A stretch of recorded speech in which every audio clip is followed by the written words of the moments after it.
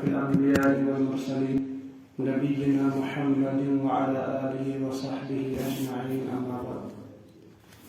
اللهم صل على محمد وعلى آل محمد كما صليت على إبراهيم وعلى آل إبراهيم إنك حميد مجيد. اللهم بارك على محمد وعلى آل محمد كما باركت على إبراهيم وعلى آل إبراهيم إنك حميد مجيد.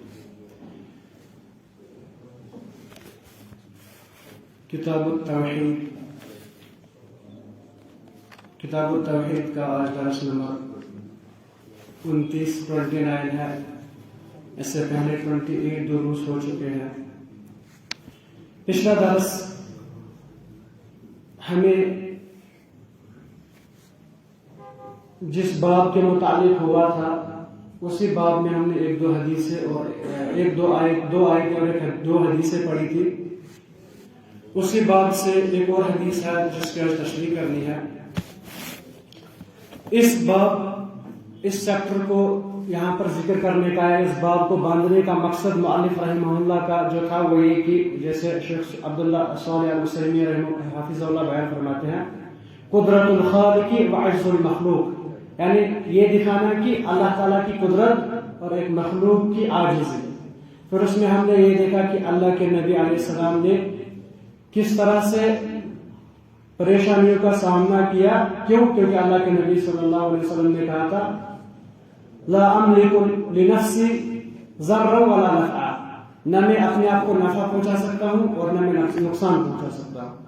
جب افضل البشر سید الانبیاء ہو کر بھی وہ خود کو نفع نہیں پہنچا سکتے، خود کو نفع نہیں دے سکتے یا خود سے نقصان نہیں دور کر سکتے، تو کوئی دوسرا آدمی کیسے کسی کی مصیبت، کسی کی مدد یا کسی کی دعا قبول کر سکتا ہے؟ تو اللہ کے نبی علیہ السلام کے بعد جب شہید کیے گئے، آپ کو زخمی کیا گیا، اس وقت اللہ کے نبی علیہ السلام نے ان کو بدعا دی اور کہا وہ قوم کیسے کامیاب ہوگی. تو اللہ کے نبی علیہ السلام کو اس چیز سے روکا گیا اور کہا گیا آپ تک کچھ نہیں ہے، کیونکہ یہ اللہ تعالیٰ کے ہاتھ میں ہے. اللہ تعالیٰ جسے چاہتا ہے اسے ہدایت دیتا ہے. جن آدمیوں کا نام لے لے کر اللہ کے نبی علیہ السلام نے غزوہ احد کے بعد لعنت کی تھی، بدعا کی تھی، انہیں کو اللہ تعالیٰ نے ہدایت دی تھی، وہی مسلمان بن گئے فتح مکہ کے وقت.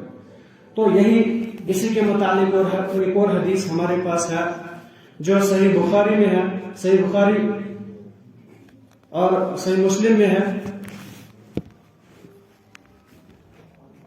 عن ابن عمر رضی اللہ تعالی عنہما، ابن عمر رضی اللہ تعالی عنہما سے روایت ہے، وہ بیان فرماتے ہیں انہ سمع رسول اللہ صلی اللہ علیہ وسلم اذا رفع رأسه من الرکوع، جب وہ رکوع سے سر اٹھاتے. یہ پچھلی حدیث ہے. جو آج کی حدیث ہے وہ یہ ہے کہ ابی ہریرہ رضی اللہ تعالیٰ عنہ بیان کرتے ہیں. ابی ہریرہ ایک فقیر اور مشہور صحابہ میں سے تھے جن کو سب سے زیادہ حدیثیں یاد تھی. ان کا اسلام لانے سے پہلے ان کا نام عبد الشمس تھا، لیکن اسلام لانے کے بعد ان کا نام عبد الرحمن بن صخر یا عبداللہ کہا جاتا ہے. انہوں نے تقریباً 5000 سے زیادہ حدیثیں روایت کی ہے. وہی بیان فرماتے ہیں قام رسول اللہ صلی اللہ علیہ وسلم حين انزل علیہ وانذر عشیرتک الاقربین. اللہ کے نبی علیہ السلام ہمارے سامنے کھڑے ہوئے یا خطبہ دینے کے لیے، تقریر کرنے کے لیے کھڑے ہوئے. کب؟ جب اللہ تعالیٰ نے سورۃ الشعراء کی یہ آیت نازل کی. وہ آیت کیا تھی؟ وَأَنذِرْ عَشِيرَتَكَ الْأَقْرَبِينَ. اے اللہ کے نبی علیہ السلام اپنے رشتہ داروں کو اور اپنے قریبی لوگوں کو ڈراؤ اللہ تعالیٰ سے، انہیں دعوت دے دو. تو جب یہ آیت نازل ہوئی، اللہ کے نبی علیہ السلام اس آیت پر عمل کرتے ہوئے لوگوں میں کھڑے ہوئے یا اپنے لوگوں میں کھڑے ہوئے اور فرمایا یا معشر قریش، اے قریش کو لوگوں. اس کے بعد جو راوی ہے انہوں نے ذکر کیا او کلمۃ نحوها، یا ایسا ہی کوئی کلمہ ذکر کیا. یعنی اس وقت ابو ہریرہ یہ چیز بیان کرتے ہیں، ابھی بھی یہ بات چل رہی ہے کہ اے قریش کے لوگوں، یا پھر ایسا ہی کوئی اور کلمہ کہا. یعنی راویوں کی کتنی امانت داری ہے، اس کلمے کو ابھی بھی ساتھ لے کر چل رہے ہیں. تو بہرحال اللہ کے نبی علیہ السلام نے کہا اے قریش کے لوگوں اشتروا انفسکم، اپنے آپ کو خرید لو، یعنی عمل کر کے اپنے جسم کو خرید لو، خود کو بچا لو جہنم کیوں؟ فرمایا لا اغنی عنکم من اللہ شیئا، کیونکہ میں اللہ تعالیٰ کے پاس آپ کا کوئی کام نہیں آؤں گا، اللہ تعالیٰ کے سامنے میری بات نہیں چلے گی، میں آپ کا کوئی کام نہیں آ سکتا آخرت کے دن، اس لیے خود کو عمل کر کے خود کو خرید لو، خود کو جہنم سے بچا لو۔ پہلے عمومی خطاب کیا قریش سے، پھر اس کے بعد بیان کیا یا عباس بن عبد المطلب، اے عباس بن مطلب، اپنے آپ کو بچا لو جہنم سے، لا اغنی عنک من اللہ شیئا، میں آپ کو جہنم سے نہیں بچا سکتا، اللہ تعالیٰ سے میں آپ کو نہیں بچا سکتا۔ اور فرمایا یا صفیۃ عمۃ رسول اللہ، اے رسول اللہ کی پھوپھی صفیہ، خود کو آپ بھی بچا لو، لا اغنی عنک من اللہ شیئا، میں آپ کو بھی اللہ تعالیٰ سے بچا نہیں سکتا۔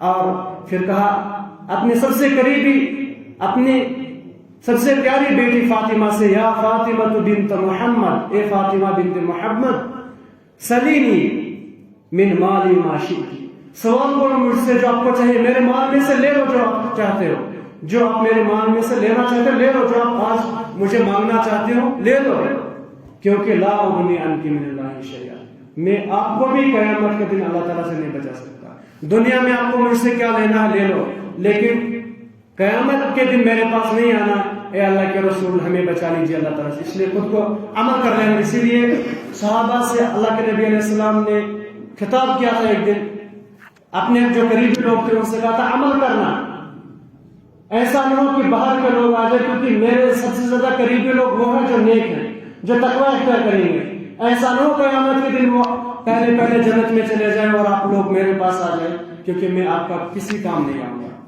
تو مؤلف رحمہ اللہ نے اس حدیث کو یہاں پر لانے کا ایک مقصد ہے، اس حدیث کو یہاں پر اس لیے لایا کیونکہ اگر اللہ کے نبی علیہ السلام قیامت کے دن کسی کو جہنم سے نہیں بچا سکتے، اللہ کے نبی علیہ السلام کسی کے کوئی کام نہیں آ سکتے، جبکہ اتنا بلند اور عظیم درجہ ہو کر، نبی ہو کر، تو پھر غیر اللہ سے ہم کیسے امید رکھ سکتے ہیں کہ وہ ہمیں قیامت کے دن اللہ تعالیٰ سے بچائے گا؟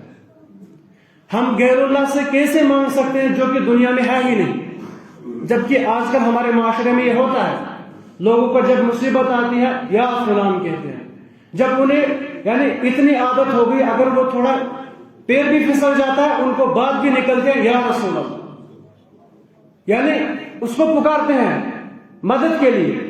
ہم رسول کو بھی مدد کے لیے نہیں پکار سکتے، کیونکہ پچھلے حدیث میں ہم نے پڑھا اللہ کے نبی علیہ السلام نے کیا، اب اللہ کے نبی علیہ السلام نے بیان فرمایا لا یستغاث بی، مجھ سے مدد طلب نہیں کی جا سکتی، ہاں اس وقت میں آپ پر کچھ کام آ سکتا ہوں جس پر میں قادر ہوں، میں حاضر ہوں، لیکن اگر اللہ کے نبی علیہ السلام اپنی بیٹی کو نہیں بچا سکتے، خود کو نہیں بچا سکتے، تو پھر دوسروں کی مدد وہ آدمی کیسے کر سکتا ہے جو نہ نبی ہے، نہ صحابی ہے، نہ تابعی ہے، نہ ائمہ اربعہ میں سے ہے؟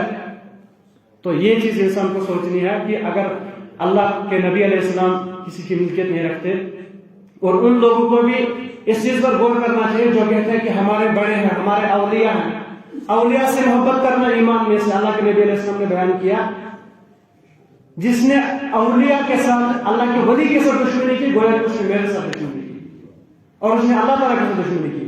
مگر اولیاء کی عزت مطلب ہرگز نہیں ہے کہ ہم انہیں اللہ تعالیٰ کا درجہ دیں، انہیں پکاریں، اور انسان یہ کبھی نہیں سوچے کہ میں نیک خاندان سے ہوں، میں قریشی ہوں، میں مدینہ میں رہتا ہوں، یا میرے آبا و اجداد حاجی تھے، شاید وہ میری سفارش کرے، نہیں، کیونکہ اللہ کے نبی علیہ السلام نبی ہو کر کیا کہتے ہیں فاطمہ سے، آپ کو جو لینا ہے ابھی مال لے لو، لیکن قیامت کے دن میں آپ کے کام نہیں آ سکتا۔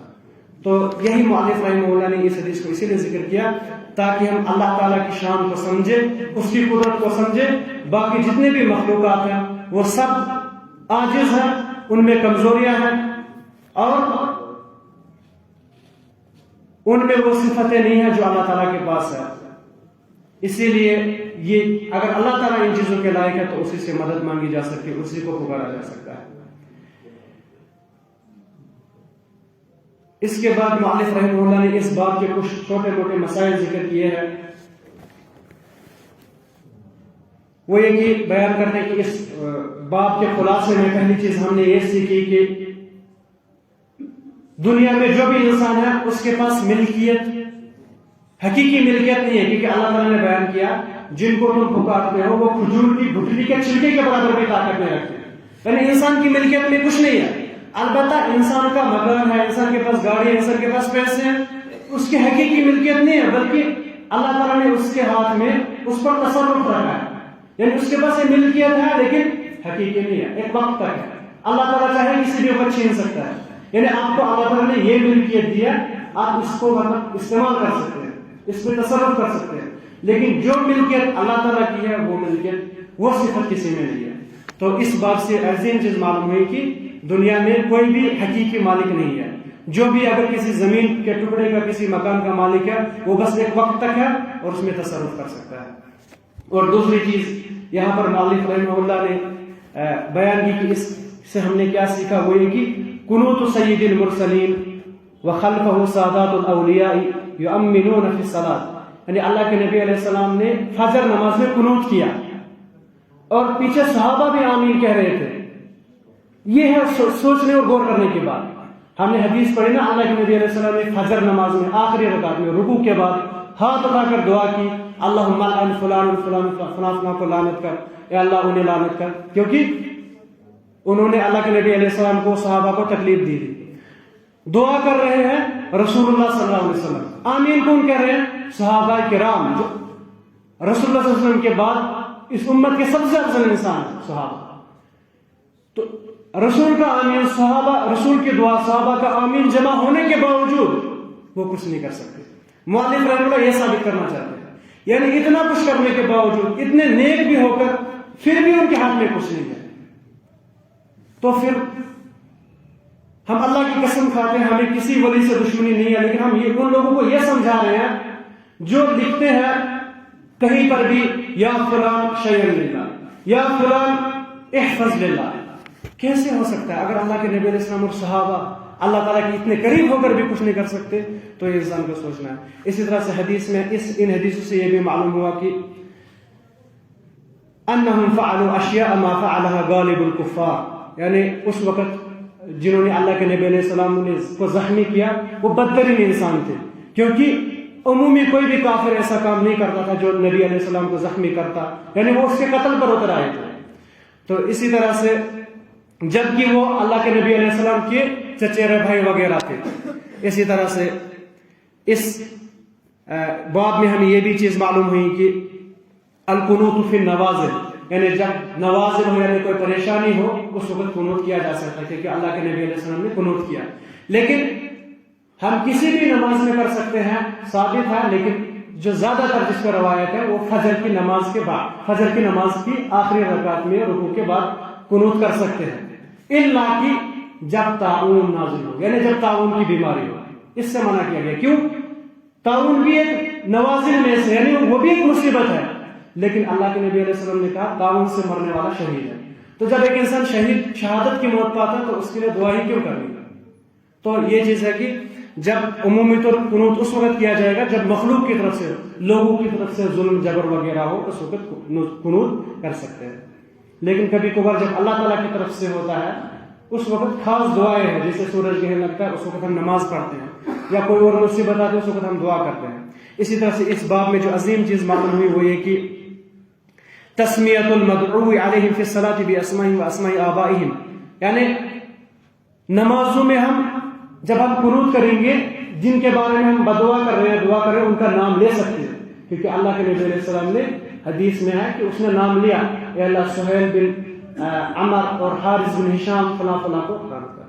اسی طرح سے اس حدیث سے یہ بھی معلوم ہوا کہ لعن المعین فی القنوت, یعنی معین لعنت کرنا خاص طور پر خاص آدمی کا, جبکہ احادیث میں منع کیا گیا ہے کہ جب ہم کسی پر لعنت کریں یا کسی کو کفر کا فتویٰ دیں تو معین نہیں کریں, یعنی نام لے کر ہم یہ نہیں کہہ سکتے اس پر لعنت ہے. یہ البتہ خاص ہے اللہ کے نبی علیہ السلام نے کیا, ورنہ عمومی طور ہم نام لے کر کسی پر لعنت نہیں کر سکتے. ہاں ہم یہ کہہ سکتے ہیں جو آدمی یہ کام کرتا ہے اس پر لعنت ہے, جو آدمی اپنے والدین پر لعنت کرتا ہے اس پر لعنت ہے, لیکن آپ یہ نہ کہو فلانی کا بیٹا اس پر لعنت ہے, کیونکہ اس سے منع کیا گیا ہے. اسی طرح سے اس حدیث میں اور ایک عظیم چیز معلوم ہے کہ جدہ صلی اللہ علیہ وسلم فی ھذا الامر بحیث فعل ما نسب بسببه الى الجنون, اللہ کے نبی علیہ السلام کی محنت اس پر, یعنی اللہ کے نبی علیہ السلام جب دعوت دینے کے لیے کھڑے ہوئے اسی وقت جب کہا اے عباس بن عبد المطلب، اے صفیہ، اے فاطمہ، سب کو پکار رہے تھے، اسی وقت کچھ لوگ کھڑے ہوئے جنہوں نے کہا آپ پاگل ہو، آپ مجنون ہو، آپ کے دماغ ٹھیک نہیں ہے، ہمیں بلایا یہاں پر اور آپ ایسے پکار رہے. ہم نے سوچا پتہ نہیں کتنی بڑی بات بتاؤ گے اور یہاں بتا رہے جہنم سے خود کو بچاؤ. حالانکہ یہ بہت بڑی بات تھی لیکن انہیں سمجھ میں نہیں آئی. تو مؤلف رحمہ اللہ یہاں سے یہ ثابت کر رہے کہ اگر آج بھی کوئی مسلمان دعوت دیتا ہے اسے مجنون کہا جا سکتا ہے، اسے کہا جا سکتا ہے پاگل ہو گئے، ایسے بار بار بولتے ہیں نماز روزہ زکات پتہ نہیں کیا. جبکہ اللہ کے نبی علیہ السلام کے ساتھ یہ کہا گیا ہے تو اور کسی آدمی کی بات ہی نہیں ہے. تو اللہ کے نبی علیہ السلام نے جب یہ سب برداشت کیا تو اس آدمی کو بھی برداشت کرنے کی کوشش کرنی چاہیے جو دعوت کا کام کرتا ہے. آخری چیز جو اس بات سے ہمیں معلوم ہوئی کہ وہ یہ بیان کیا مؤلف رحمہ اللہ نے، اللہ کے نبی علیہ السلام نے جو دور کے آدمی تھے ان کے لیے بھی کہا اپنے آپ کو جہنم سے بچا لو، اور جو نزدیک کے تھے یعنی فاطمہ بھی تھی ان کو بھی کہا جہنم سے بچا لو. تو اس سے یہ معلوم ہوئی کہ اللہ کے نبی علیہ السلام نبی ہونے کے باوجود بھی اپنی بیٹیوں کو اگر وہ نیک نہ ہوں، حالانکہ ان کی نیکی میں کوئی شک نہیں ہے، لیکن اللہ کے نبی علیہ السلام یہ کہہ رہے ہیں کہ اتنا قریب ہو کر بھی میں ان کو نہیں بچا سکتا اللہ تعالیٰ کے سامنے.